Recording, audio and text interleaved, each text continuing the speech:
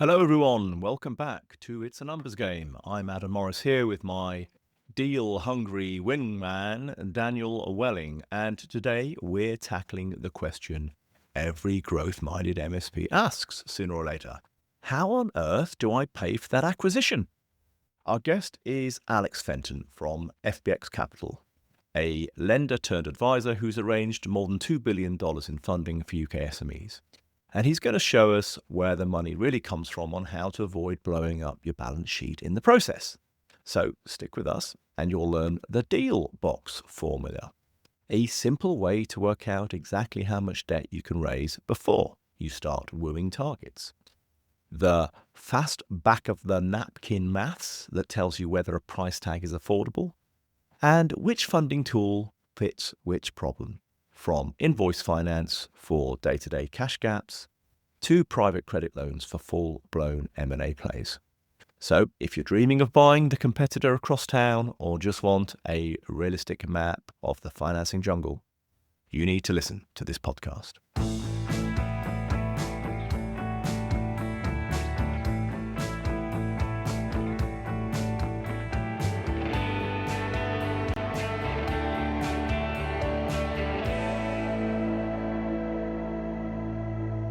Hello, Alex, and welcome to the podcast.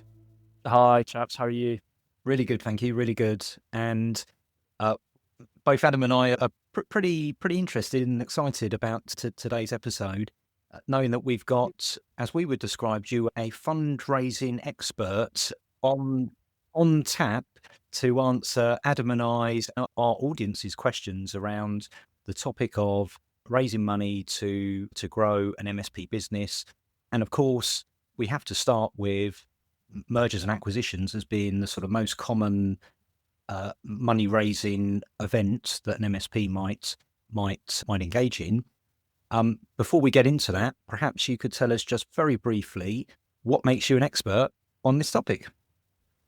Good question. I'm not sure I'm an expert. No, but so my background is in lending. So I built and sold a lender, which is, well, the broad plan was to make factoring sexy and lend lots of money, and we lent lots of money, and factoring still not sexy. So half of the plan, mission accomplished, the other half pending. So we did that up until 2020-ish. That was a business that lent during the course of time with about £1 billion to UK SMEs. So I'd like to think I've seen a lot in that time, and then since then, in the last 5 years, been running an advisory business, debt advisory business to companies, to SMEs in the UK and globally. And again, we've raised another $1 billion.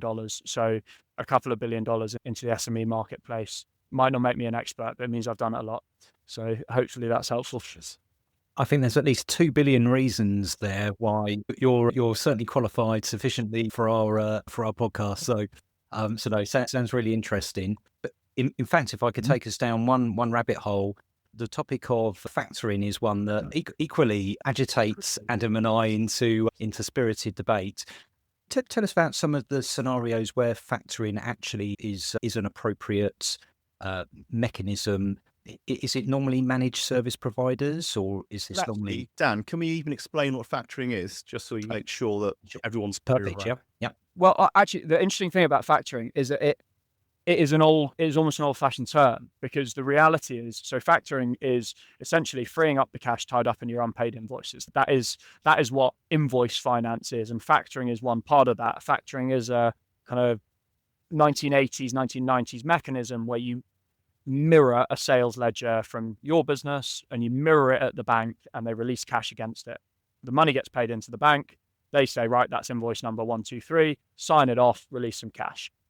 That's how it works. You borrow 80% of your mirrored ledger with the bank. Now, more modern approaches to factoring have included confidential invoice discounting, which is now you don't even tell the customers that you've been funded. That's much more of if you think of it, a pool of invoices. So your ledger is a pool, and you kind of drop in and out of it and pull money down from it. And then more modern, you've got trade finances where they'll pay your suppliers for you. You've got selective invoice finance, which is where we started our business, which is again picking and choosing which invoices, which debtors, which which services, what do you want to fund within this ledger, and then drawing down a percentage against that, i.e. releasing cash tied up in your unpaid invoices in a variety of different manners. That's what invoice finance is. And when you think about sort of MSPs, I think you're thinking about recurring revenues, you're thinking about service-based revenues, you're thinking about project-based revenues potentially. And I think what factoring will not be useful for that, but I think that potentially the more modern approaches, the sort of revolving credit facilities around your ledger, are the funds that you can release against your future recurring revenues. There are facilities that will do that now. Now, they definitely wouldn't describe themselves as factoring, but they probably fall in the same bucket. What would they describe themselves as then? Revenue-based financing, Okay. like something like that, or SaaS funding. Like it's yet to really mature in terms of what works and what doesn't, because funders come in thinking there's a really good idea, especially in software businesses or recurring revenue-based businesses. It's like, right, let's fund it. You give huge amounts of capital, but actually when you boil down the APR, it's pretty bloody expensive. And so actually, it doesn't always work. So I think that will mature over the next few years and we'll get some really good products. In the US, they've got some great ones. Really interesting. And we could have probably a whole episode just on the different variations there. But sorry, that is boring, isn't it? Well, a factoring expert, that will not be on my headstone. It might be on this episode though, because for Adam and I, generally, when MSPs are talking to us about factoring or invoice discounting, revenue financing, I like that term. We're of course proposing that you should be billing and collecting at the start of the period in which you're delivering the service. So effectively, you have no gap between billing and cash. And then if there's a project and you've got costs, well, you should be getting paid in advance for that project and at least covering your costs, your direct costs, so that you're not likely to be out of pocket. And so I feel like that's perhaps where MSPs maybe don't get too involved in that topic. Yeah, I think that any recurring revenue should be financeable ultimately. And I think that if you've got your cash flow gaps, don't just come because of your trade cycle, right? They come because of growth or one-off events or whatever it might be. And so if you've got a growing business, the ability to release cash during that cycle, money is money, right? And so it doesn't really matter where you release your cash from, but if you've got a recurring revenue and you can say, well, I know I'm going to get paid £500,000 or 20 quid next week, seems like a pretty good way of raising money because it's going to be cheaper than just borrowing based on your The reality is that there are lots of MSPs, for whatever reason, run into cash flow problems. They just do. And so if you're suggesting that factoring or one of the types within that stable are a lower cost than other forms of lending, and perhaps are they quicker to arrange as well, potentially? Actually, no, they're less quick to arrange, but less factor, anything secured, anything where a lender can hang. What can a lender hang their hat on in your business? If I turn up at your MSP and I can say, right, what have you got? What have you got that you can pretty much reassure me that I'm going to get paid back? Like, if it's your invoices outstanding, awesome. That's going to be cheaper than if it's your future profit and loss that is undefinable because you got to go and make a sale tomorrow. Yeah. So it's really about security. Same with property, right? Why are mortgages down at whatever mortgages are at and business finance is where business finance is at? Well, because push comes to shove, your house is on the line. It's all risk-based, isn't it, ultimately? And so that makes an awful lot of sense. And if you've got a load of invoices that are out there and actually the clients do pay, they just may pay late or whatever reason, but there's a good track record there of those particular clients paying, then I can understand how it's going to be a lower cost form of funding. So actually, Dan, we've done just. I think we're bang on topic actually, because we've actually arrived at the M&A event and how you fund that, and in effect, it's probably more along the lines of we don't have an invoice yet, but we believe we're going to make a future EBITDA level, and our own plus the target's EBITDA combined. Please, can we borrow some money to fund that now and then repay it out of future achieved margin? So yeah, kind of, it's the same, really, isn't it? As you say, money is money, right? Yeah, exactly. And I think that the funding gap when it comes to transactions, or what people mistake, is that there's so many people that will stand on a stage and tell you, you can buy businesses without putting a penny in yourself, and like scream and shout about that. And like, Good luck. Agreed. And so leveraging the future cash flows of the combined entity seems like a pretty good way of ultimately putting in your own cash, right? Like your future cash, but it is your cash. Absolutely. And effectively, we're trying to create a system here that gives confidence to the lender as to how much could be loaned, how affordable it will be for the borrower to repay it, and therefore how low the risk is for the lender that they're actually going to get their money back, and the interest that is the reason they're lending the money. Yeah, exactly. Like risk adjusted, like how many years track record of making £1 million EBITDA have you got? Great. 10 of them in a row, all at £1 million. I'm going to make a pretty safe bet that you're going to make £1 million next year. So therefore, I'm going to lend you at less money than if last year you were 1 million and the year before you were 5K. And the year before that, you made a loss. And the year before that, you made £1 million. Like it's going to be more expensive to borrow that money if it's available at all. We'll come back to the podcast in a minute, but first, I just want to introduce you to the mentoring service from MSP Finance team. How long will you carry on struggling on your own, juggling cash flow, feeling like you're barely making ends meet, when the very reason you started your MSP was not just to help others master technology, but also to secure your own financial future? Or perhaps you've grown your MSP to a good size and are looking to prepare for an optimal sale or acquisition, but have never done it before. We've walked in your shoes. We're ex-MSP owners and have built our businesses from startup to exit and know exactly how it feels to be constantly firefighting or struggling to grow profit. And that's why our mentoring, or call it coaching if you prefer, exists to help you achieve the rewards you set out to achieve in the first place. More profit, more time, and the freedom to focus on what truly matters. So you're probably asking, why should we work with you? Well, we deliver results. Here are just 2 examples. A 10 million MSP with a 7-strong leadership team, but lackluster results. Within just 2 quarters of working with us, their profits began to climb. At the end of year 1, their profits will have jumped from 300k to 1.3 million.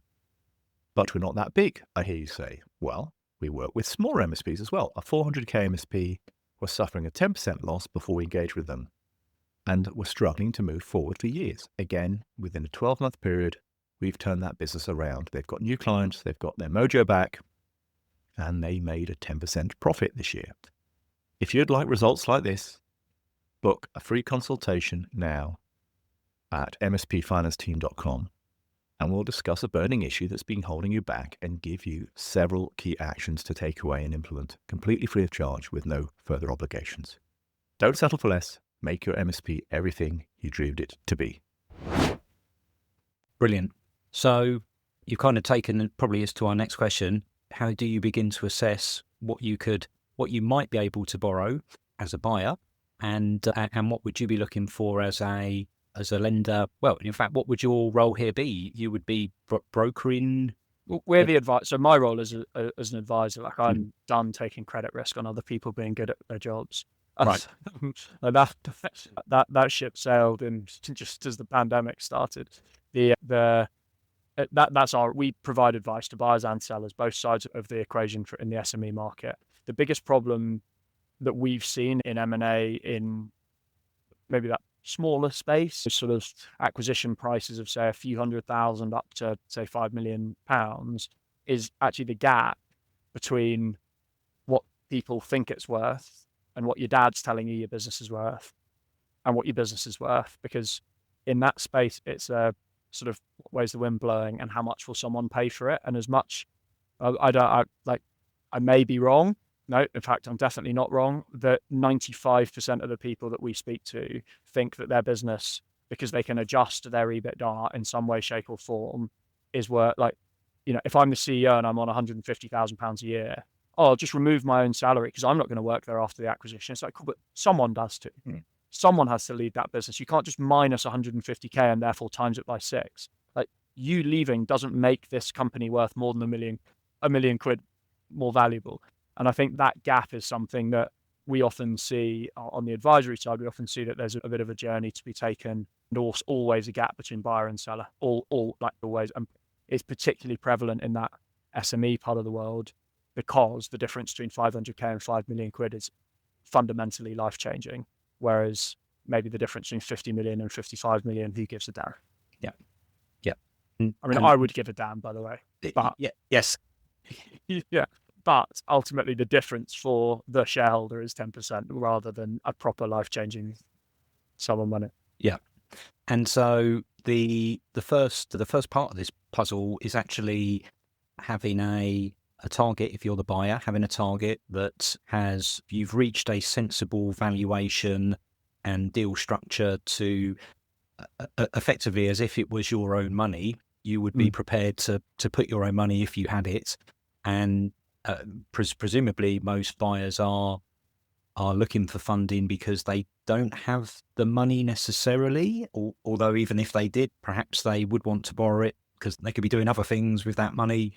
But assuming that they don't have the money and they've got a sensible valuation with a adjusted and normalized mechanism, and I would advise, what's the next step? How do they begin the process with approaching the market and assessing what they can get? I think you've got to do it before you agree a deal. I just think actually your fund, if you don't have the money to do it yourself, you need to know, like, it's like getting a mortgage in principle. You don't go and see what type of houses you can buy without getting a mortgage in principle, right? And I think that ultimately that's the role that we fulfill. It's really annoying because we work on a success, not selling here, but we work on a success only basis. So I kiss a hell of a lot of frogs to close a transaction because the amount of people that are like, I want to buy companies is really big, because guess what? You're an A-type business owner. You've got an ego. Of course you want to buy companies because it makes you feel really good about yourself. But actually often they don't work. Often you want to, like, an acquisition is a swap of money or something, or shares normally, for your business, and therefore there is a transaction happen. It's not just like, that's a really good target for me, bring it in. It's like, well, you got to pay for it, you got to nurture it, you got to plan for it, you got to build the strategy for it. Like, I think often M&A as a concept is sort of, it's almost like normalized and been like, oh, it's totally normal. Well, actually most M&A transactions happen in a distressed instance. So the key is to plan for it by being like, what can I raise on what type of company, and then go to market. We're working with someone at the moment, a recruitment group, and they are coming to us, and it's amazing. They're the first people really that we've dealt with where they're like, we want to buy, and they're relatively small companies. They're paying a few $100,000 for these businesses, and they're turning up to us and being like, if I bring you a company that looks like this one, how much can I raise? And what about this one? And what should my deal box look like? And we're very happy to advise, because if they come to us with someone in that deal box, the likelihood of it closing is so much higher than if they come. We had someone come recently and they were like, we're going to pay 5 million for this company.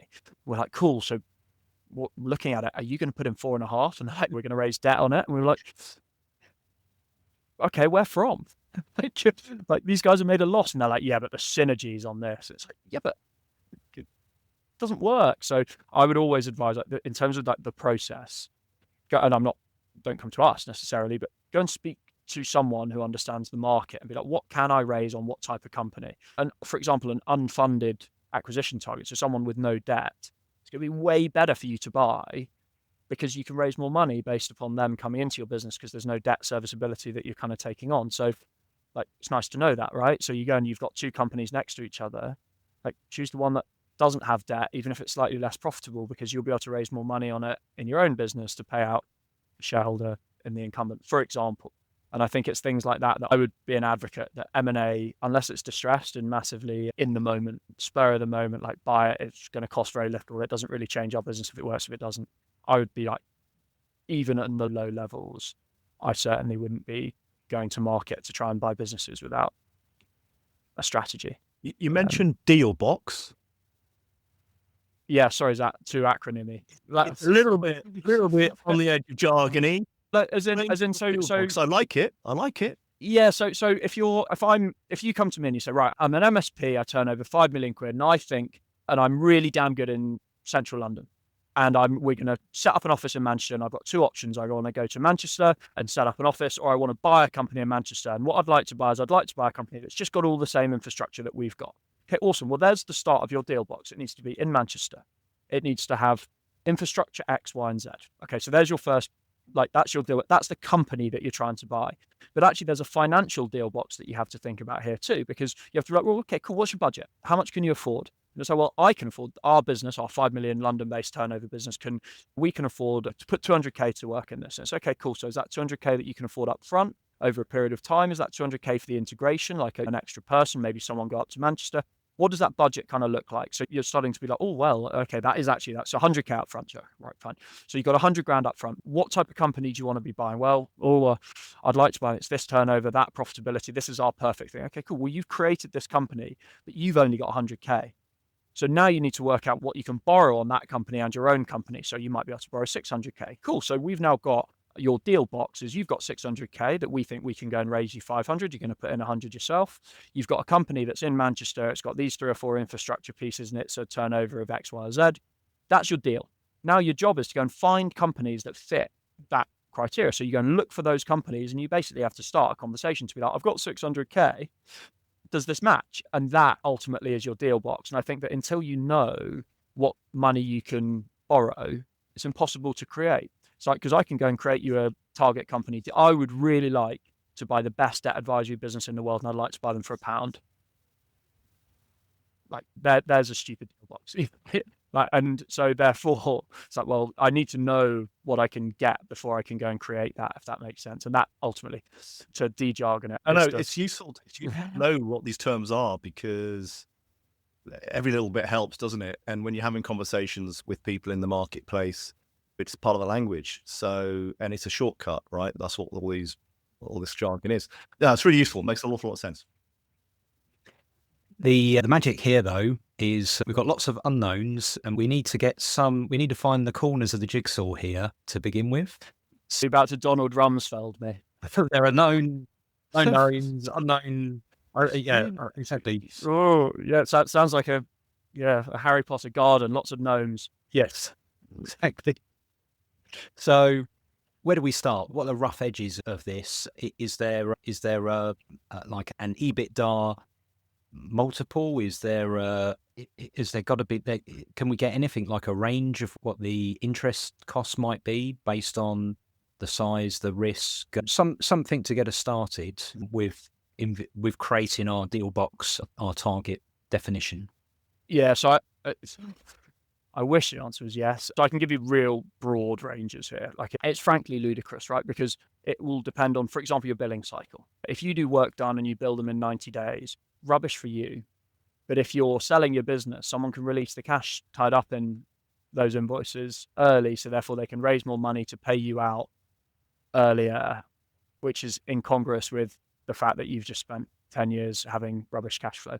So it's that type of thing, which is like, well, and then that would be lower price than, say, a business that's got really positive cash flows and you're just borrowing based on the profit and loss. So it's really tough. So your deals, your cash cycles in your business will make a difference. The profitability will make a difference. The turnover will make a difference.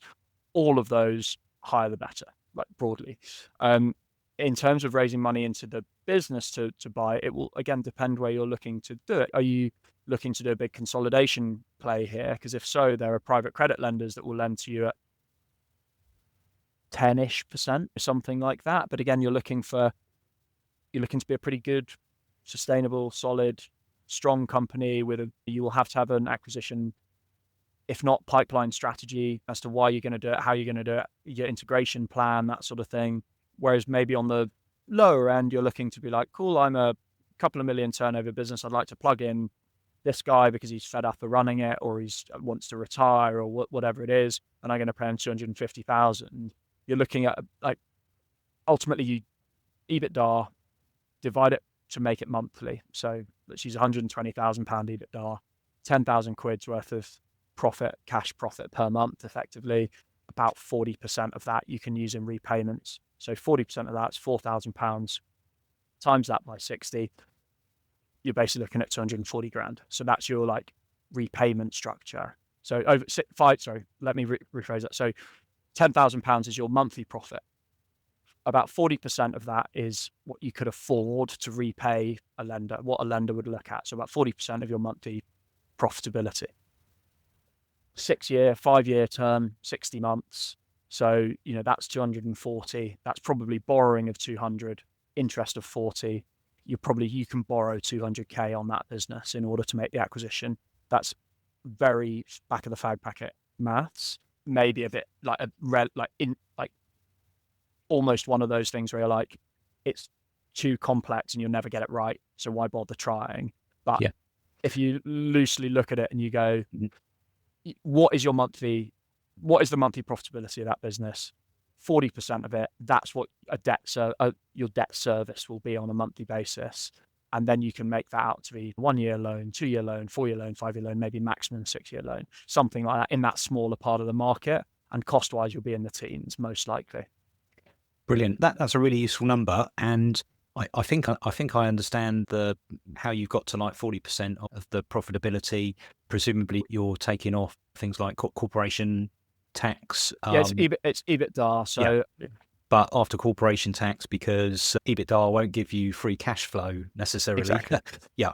So no, I mean, that sounds to me like a useful starting point, at least to say, does this roughly fit within these boundaries? And there will, as you say, there are always going to be lots of different variables that then work from that. But equally, that's a good way of establishing even a valuation mechanism, of which there's lots of different ways of establishing valuation. And we normally like a number of different methods all layered on top of each other to sort of get a triangulated value.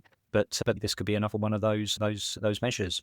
Yeah, I mean, in this part of the market, right, like in the SME part of the market, valuation metrics are blunt, right? They are essentially obsolete because your business is worth what I'll pay for it.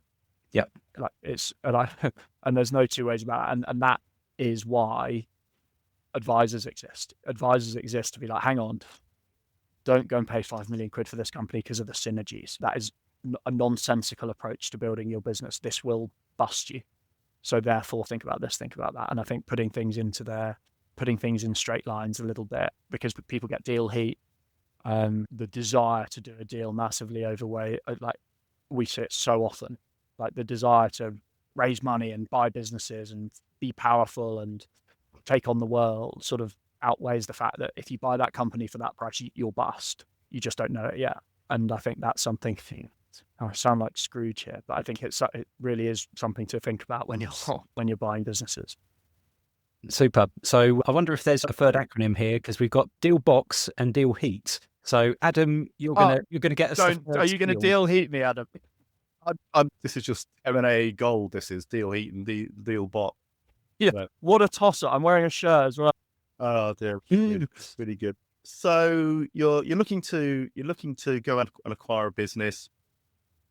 The first step is to talk to people like you or people like us and start to understand what's involved here, start to understand what are the levers, what your deal box should look like. Go away and do some homework on that if you're not sure, how much you might need to put in yourself and how much you might get as a loan and what that might cost. How does it work in terms of self-funding then? What are the options around self-funding? What percentage, just reiterate again, you might expect an owner to come up with? It depends. It really depends. It depends on the size of the deal. Weirdly, it's a bit of a bell curve. So right at the low levels, nothing. And right at the high level, nothing. And then in the middle bit, 25%. So quite a steep bell curve, I would say. And the vast, so for example, in distressed, very limited. Like you'll probably be able to roll that into a facility somewhere and take it on because you're getting rid of its liabilities. But and again, at really high levels, a private credit lender might even give you working capital to do the deal on top.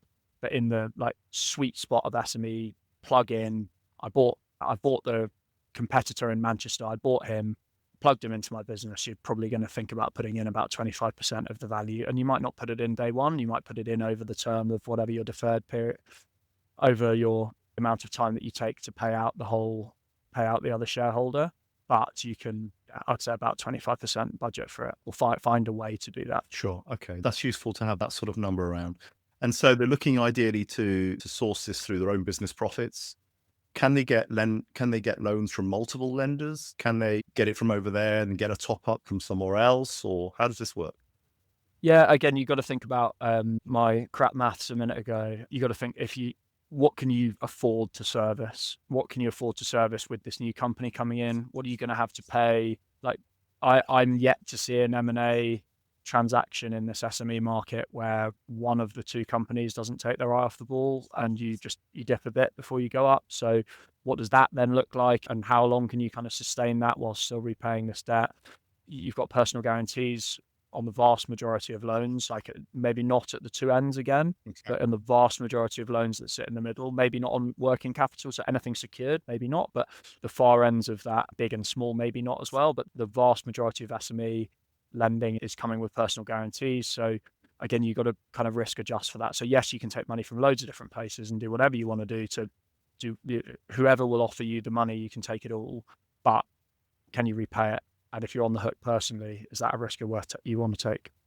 And what does a lender think of that? So if I'm an optimist and I think it's going to be great, what's a lender's view on that?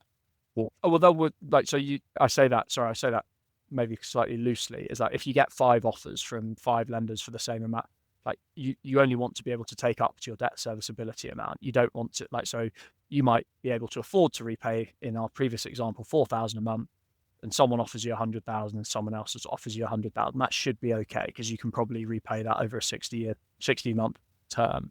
That would be okay within kind of debt serviceability. But if you got 5 100k offers, you don't want to take all 5, because all of those lenders there will be a negative pledge, which is basically a covenant that you wouldn't take any other debt without telling them it.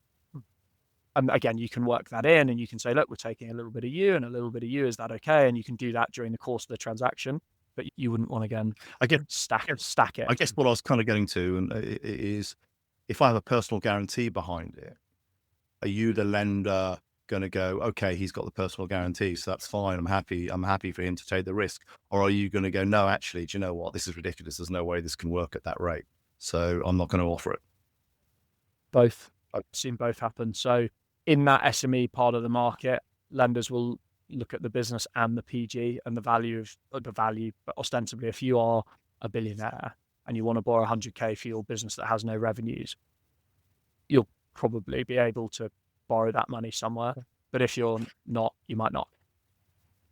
And part of the tension around the relationship between those different factors is, of course, the rate of interest that's going to be charged. Ultimately, that then compounds to affect the affordability. Yes. Yeah, I mean, a personal guarantee won't change the rate of interest. That's seen as it's almost a separate conversation, because it's there for everyone. But security, right? A secured loan, second charge on a property, maybe a charge on your office block, or whatever that might be, that will bring your price down, because all goes wrong, you're losing your office block. So, and the lender's okay with that, because if you borrowed 100 grand, the office block's worth 105, then they're okay. They can go and sell it tomorrow. Wow, we've covered a really, probably more than we thought we would get to in today's episode. So I have to really thank you for your openness and wisdom shared. And it is around this time in the episode that we offer a shameless plug to our guest. So the floor is yours. How can our audience help you? Buy more companies. It's take advice. It's less of a plug. I don't necessarily come to us. We might not be able to help you. Take advice from you guys, from your accountant, from somebody that understands financing, because you can't if it's all about acquisitions, you cannot make acquisitions work for you and for your business without money. And either that's going to be your own money, well, that's great. But if it's not your own money, you need to know exactly what that is before you go and do any deal, because the structure of that money will define the deal that you can do. And so I think you've got to go and talk to people. So the plug isn't for us at FBX Capital, the world's best debt advisory business. That's not the plug. The plug is very much to make sure that when you're in this SME part of the market and you're looking to do deals, don't get deal heat to create your deal box. Say, Adam. Well, sage advice. Brilliant. Alex, it's been an absolute pleasure talking to you today, and maybe we'll have you back for another episode sometime soon to get that third deal acronym. And thank you very much for having me, chaps. I really appreciate it. Thank you. Take care.